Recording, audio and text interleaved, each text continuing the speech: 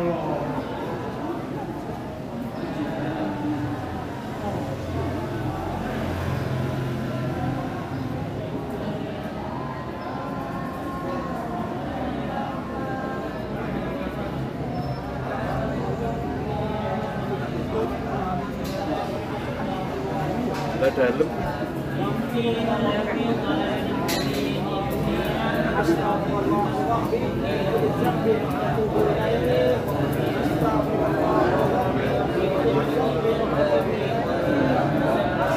Ini masih.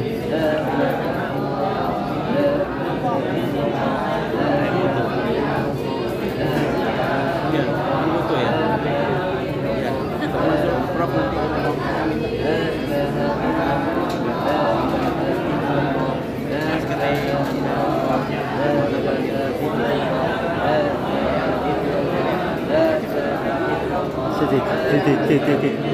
Cek tahan.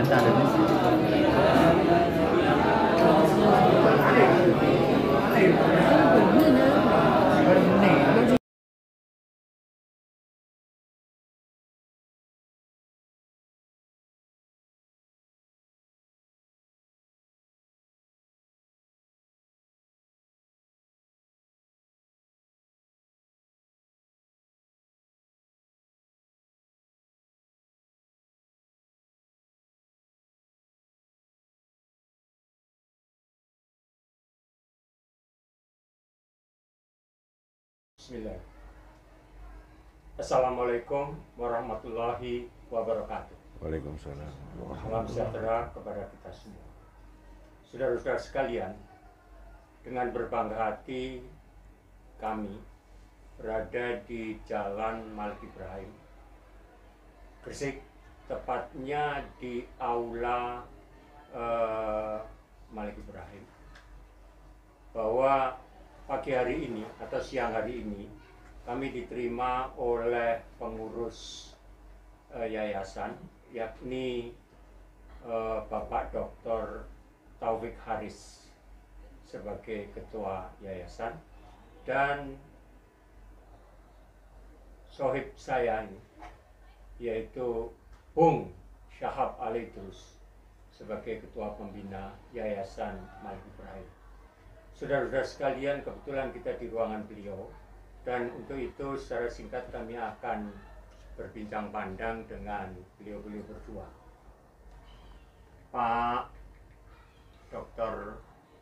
Taufik Haris, saya panggil Mas Taufik. Mas Taufik, pertama-tama kami dengan tim mengucapkan banyak terima kasih atas penerimaan yang begitu menyenangkan, menghangatkan. Kami kesini ingin mengetahui, pertama-tama ingin sebuah sebuah pemikiran-pemikiran yang jelas dan konkret tentang siapakah yang namanya Syekh Maulana Malik Ibrahim. Silakan. Terima kasih Prof. Matur nuwun. Dan yang saya hormati juga pada pertama pembina saya,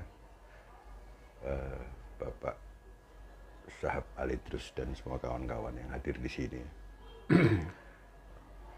Dengan senang hati juga Prof mau menyempatkan waktunya juga bersama rombongan datang ke sini. Ini merupakan sebuah kebanggaan. Beliau juga tokoh di Kabupaten Gresik. Walaupun pengabdiannya sudah luar biasa untuk Indonesia. Beliau juga guru besar, dosen, hidupnya dilimpahkan ke situ.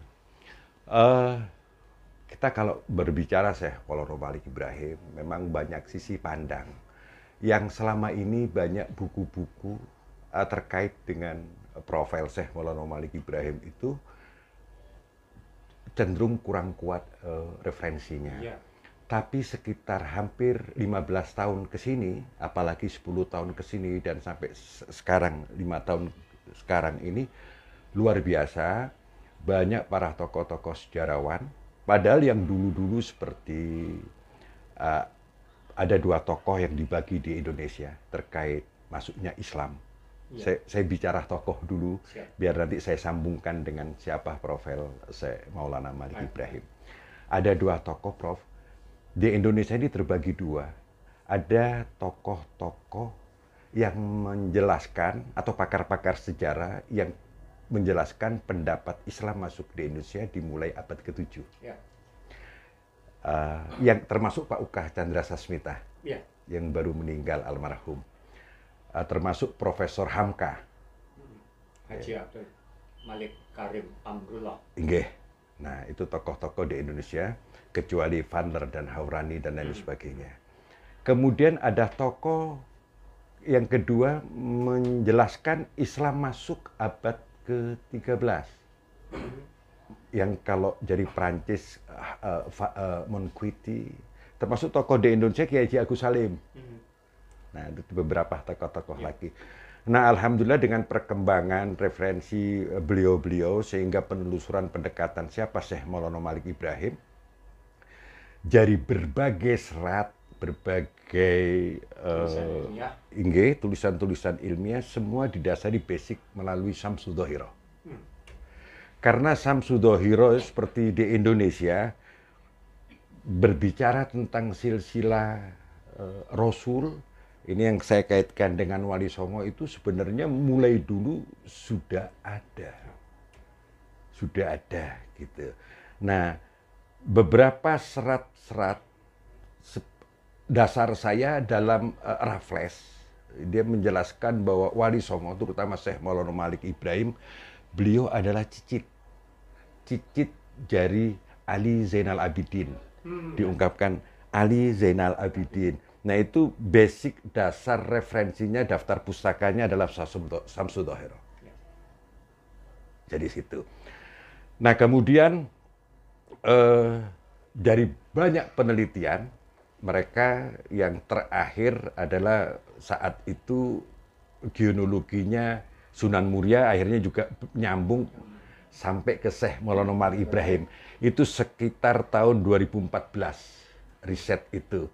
Yang riset itu kalau tidak salah dipimpin, ya mudah-mudahan saya tidak salah, oleh kawan saya juga, Dr. Andes Anasom, ya, M.Hum.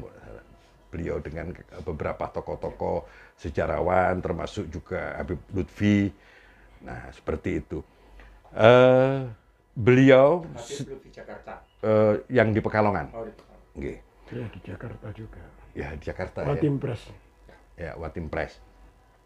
Intinya bahwa seperti dalam buku yang banyak beredar, salah satu bukunya Umar Hasim. Jadi beberapa buku-buku, tapi yang banyak beredar dan ada daftar pustaka adalah bukunya Umar Hasim. Nah, dalam buku Umar Hasim, beliau menyebutkan pendapat-pendapat Profesor Syekh Maulana Malik Ibrahim. Dia mengutip pandangan Wesleyus. Kemudian beliau mengutip pandangan Wolbes. Kemudian beliau juga mengutip pandangan Huggeman. Nah, dari kesimpulan tidak hampir jauh berbeda, nama Syekh Maulana Malik Ibrahim ini hanya perbedaannya apakah Syekh Maulana Malik Ibrahim dengan Syekh Maulana Makfur itu satu orang apa tiga orang. Tapi kemudian disimpulkan oleh Profesor Dr. Husin Jajadiningrat. Ya. Jajadiningrat. Saya kenal ini. Teman Prof Artinya, mungkin ya. Banyak buku yang saya baca dari. Nggih. Itu juga diperkuat sama buku Sayyid Naguib Al-Atos kalau tidak salah. Ya. Nah, mereka katakan bahwa Syekh Maulana Malik Ibrahim itu dengan Maulana Makfur itu beda. Syekh Maulana Malik Ibrahim itu ayah dari Maulana Makfur. Jadi kalau dekat pendekatan arkeologis sesuai. Sesuai. Nah, beliau siapa Syekh Maulana Malik Ibrahim? Yang jelas Syekh Maulana Malik Ibrahim itu, kalau saya urut nanti panjang, beliau adalah keturunan Rasul dari Sayyidina Husin, anak jadi Sayyidina Ali, karamallahu wajhah, jadi Sayyidina Husin, ya. ke Sayyid Ali Zainal Abidin, ke Sayyid Imam Muhammad Al-Baqir, kemudian ke Ali Uraidi, kemudian sampai juga ke Muhammad An-Naqib, kemudian ke Isa Ar-Rumi. Isa Ar-Rumi ini disebut Ar-Rumi karena kemerah-merahan saking putihnya. Ya, kemudian masuk sampai ke Ahmad bin Isa Ar-Rumi. Ahmad bin Isa terkenal, populer namanya di seluruh buku-buku perkembangan Islam, disebut Ahmad bin Isa Al-Muhajir. Dia punya anak lagi Ubaidillah. Kemudian punya anak lagi Alwi. Kemudian punya anak lagi Muhammad. Yang terkenal Muhammad Sahib Mirbat. Jenius, saudagar, sangat dihormati tokoh di Mirbat. Mirbat adalah satu teluk atau kayak model pelabuhan di Yaman. Pedagang besar. Jadi semua pada saat tahun-tahun itu dari seluruh dunia, hampir Eropa, Asia itu kalau mau masuk ke situ harus istilahnya lewat ke situ. Nah, dari situ ada pecah dua. Yang satu Ali yang sampai menurunkan Muhammad Faqih Muqaddam, terus para habaib yang ke bawah. Kemudian Alwi. Alwi dipanggil, dia sering terkenal Alwi Amil Faqih. Beliau punya anak Syekh Abdul Malik. Nah, ini dari Ghasam. Jadi Ahmad bin Isa Al-Muhajir, kalau saya tadi, dia hijrah, yang disebut Muhajir, hijrah ke Yaman, tinggal dan lahir di Ghasam, yang Syekh Abdul Malik ini. Saat itu masuk di Hasasin. Tapi Syekh Abdul Malik ini lahir di Ghasam, di kota Tarim. Ya, beliau memang pendakwah, menanggung risalah Rasul. Harus tersebar. Saya tidak bercerita lebih kenapa dia harus hijrah. Tapi kalau kita lihat peta antara Gujarat sama Yaman, kita lihat peta saja. Itu kalau lurus naik kapal langsung nyambung Gujarat, Prof. Seperti itu. Nah, Syekh Abdul Malik ini yang hijrah ke Gujarat. Ke Kambai. Nikah sama putri sana, putri India, ya. Kemudian beliau mendapat gelar, beliau dipanggil dapat gelar Al-Adamar atau Khan atau Khan, Ahmad Khan. Kemudian beliau punya anak lagi Abdullah.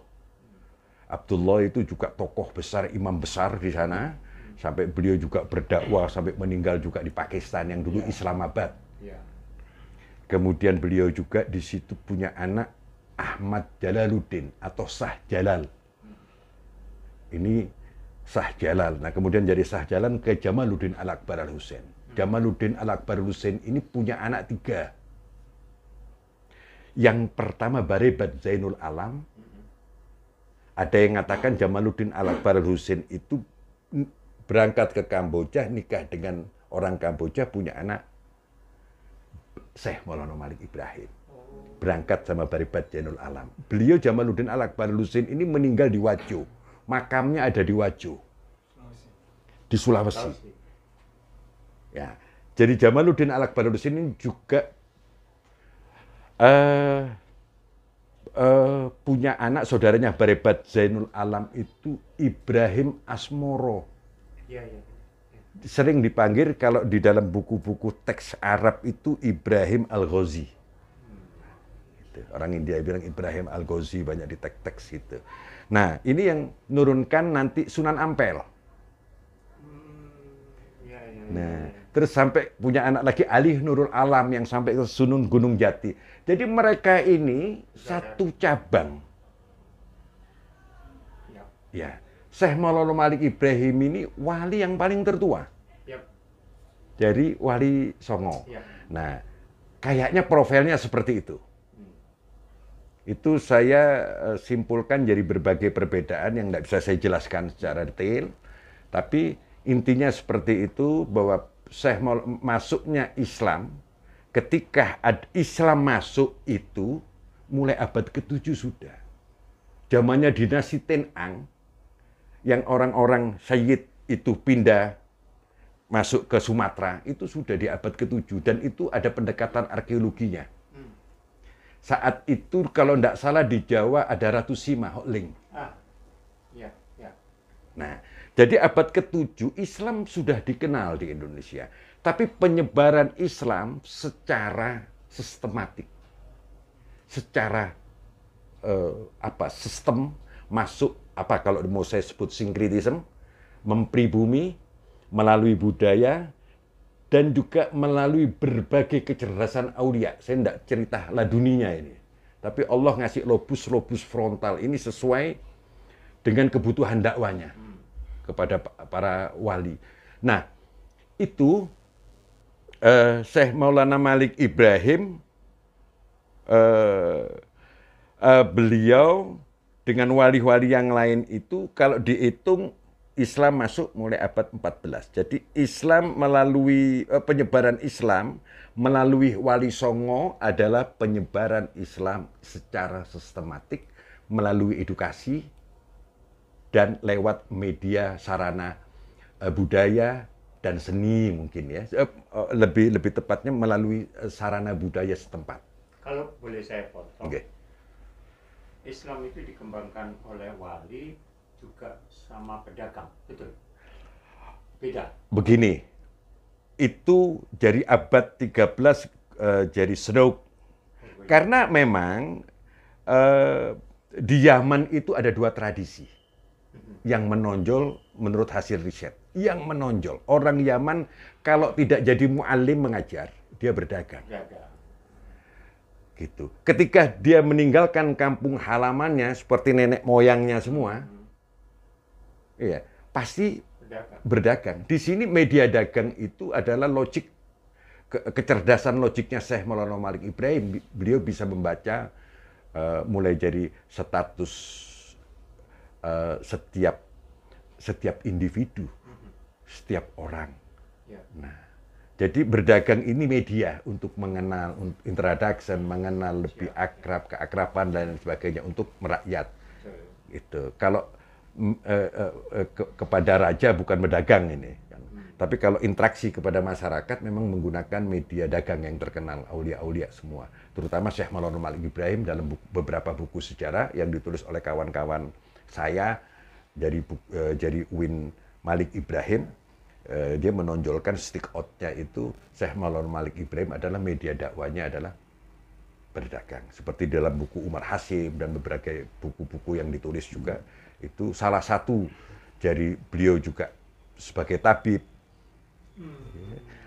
Sebagai tabib pandai mengobati, mungkin dengan bacaan basmalah yang dikeraskan dan lain sebagainya. Seperti dulu kan obat-obatan tradisional ya, seperti bawang itu kan karminatif ya, buang angin dan lain sebagainya. Secara logik itu seperti itu. Kemudian beliau juga punya mampu bisa masuk ke dalam, dipercaya oleh Raja Mojopahit. Saat itu Hyang Wisesah Wikramawardhana 1389 sampai 1427. Jadi sesuai. Jadi bukan angka Wijaya. Jadi saat Syekh Maulana Malik Ibrahim hadir di sini, Raja Mojopahit adalah Hyang Wisesah Wikramawardhana. Beliau 1387 sampai 1427. Dalam buku kalau tidak salah yang menulis itu bukan Pak Sartono, Pak Ukah kalau tidak salah, dalam buku Bunga Rampai 700 tahun Mojopahit. Jadi bukan Sartono Kartotirso. Tapi mereka sama semua mengatakan Hyang Wisesah Wikramawardhana. Seperti itu. Nah, pertanyaannya saya yang terakhir, beliau Syekh Maulana Malik Ibrahim ini wafat tahun berapa sampai dimakamkan di Desa Kaburoi? Oke, ini kalau kita melihat, mungkin Prof baca bukunya Umar Hasim. Ya. Kalau baca bukunya Umar Hasim memang ada perselisih tanggal. Ya, mungkin pergeseran antara Hijriah ke Masehi. Ya. Tapi kalau tahunnya 1419. Oh, setelah Majapahit. Nah, harinya hari Senin. Tapi ditulis oleh, kalau nggak salah, Menkuiti itu tanggal 7 Rajab, katanya gitu. Tapi kita sepakat, perselisihan masalah itu bisa ditarik kesimpulan. Nah, kita memang di inskripsinya, di prestasinya, itu kita sepakat 12 Rabiul Awal. 12 Rabiul Memang ada pergeseran, Prof. Betul. Itu di dalam bukunya Umar Hasim antara 7 Rajab dan 12 Rabiul Awal, tapi tahunnya sama. 14-19. Makanya dalam buku itu juga disimpulkan sama 14-19, dibilang seperti itu. Saudara-saudara sekalian, sebelum kita ke Habib ini, saya panggil Bung, terus mestinya beliau ini Habib Syahab Alitrus. Tapi sebelum itu apa yang disampaikan tadi itu betul. Kalau saya melihat metodologi dengan sumber data, sering saya katakan pada saudara sekalian bahwa data primer memang inskripsi tadi, apa namanya, prasasti, dan yang sekundernya adalah tulisan-tulisan ilmiah. Tapi kita tidak ngomong dongeng pada kali ini. Kita tidak perlu dongeng karena dongeng bukan apa namanya, bukan sumber hukum yang penting.